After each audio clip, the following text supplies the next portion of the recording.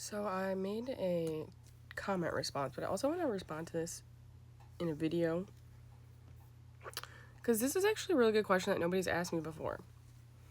How can I practice psychic stuff and also follow God? So there's this thing that God has been teaching me. I'm a psychic who channels with God. What I've been taught by God. It happened to me a year ago. I started channeling with God. And God just started to channel like all this information about the Matrix and what's going on down here and why it's like so crazy and why my life was so crazy, and basically giving me all these answers to existential questions that I always had.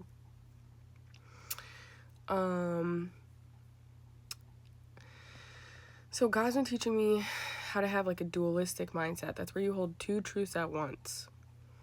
And this is where the reality that we exist in really struggles, is that they can't hold their Christian background or whatever organized religion background that they have in relation to God, and also allow the spiritual esoteric side of things to mend with that. So like, a lot of people, they separate Christianity from tarot, or psychics from God. And the thing is that Jesus was a psychic. That's the most interesting part of this to me, because one of the main things that Jesus did was predictions. He predicted into the future several times. He called forth miracles through predictions. He would just tell people what to do, and then miracles would happen. He predicted what would happen in Revelations. He predicted that people were going to do greater things than him. Like, he was a predictive psychic. I also have a theory that he was, that's what we call,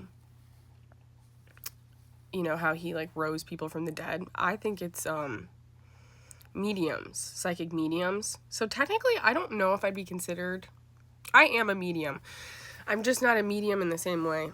So most psychic mediums, they are like the medium. So that the reason why we call ourselves mediums is because we're like the channel through which the things come through. That's also called a medium. Like in art, when you're doing art, the thing that you're painting on is called media usually. Like the canvas or whatever it is. It's the media that you're using to paint the art onto it. So psychic mediums who channel family members and stuff who have passed away, they have like the resurrection codes of Christ. Because I've been told also that Christ was multiple people and is carried, his codes are carried in multiple people, and a lot of people have tons of his codes in one person. And then there's some people who just have like one or two codes. Joe Dispenza is a huge carrier of his codes, quantum healing and the body. Bashar is also another huge channeler of his codes. Emily H. Eaton, Gia Prism, Red Hot, Spirituality with Sam, Sarah Treadwell, Ethical Psychic. Those are just the ones that come off the top of my head that I follow on here. Marston Fries, Bridge Walker Official as well. They are all channelers of divine knowledge and psychic mediums. They're mediums which information comes through, even if they don't know it. Most of them do, though, I think. But we channel, we're all fractals of God. That's what I've been told. And that makes a lot of sense to me, because in the Bible, it talks about how he created everything, God. So it makes sense that we're all fractals of him.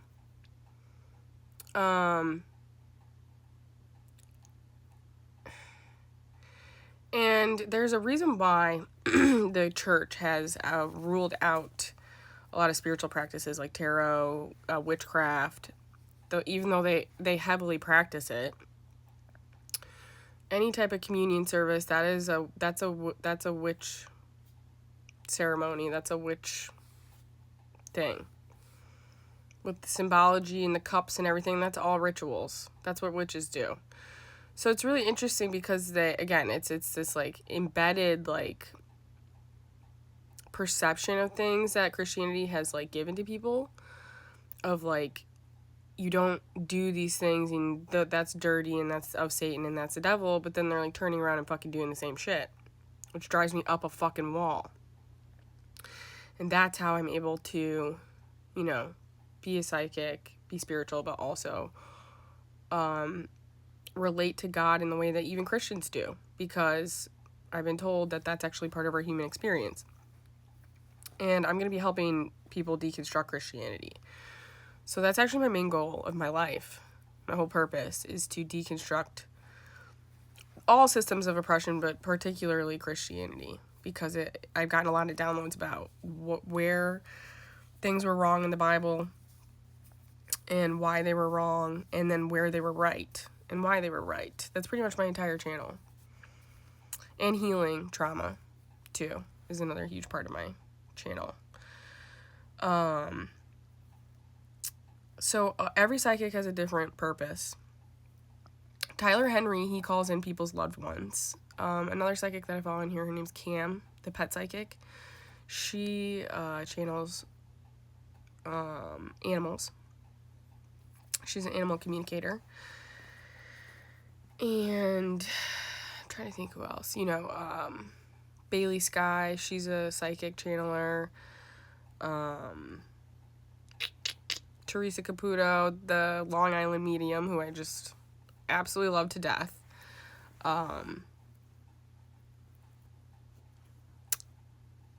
Matt Frazier is another one. So there's a ton of psychics right now. There's a ton of tarot readers. There's a ton of witches. There's a ton of spiritual people right now. And the reason for that is because we are switching over to a new society. And this was actually what happened in Yeshua's time, is that we all convened just in person instead of on our phones.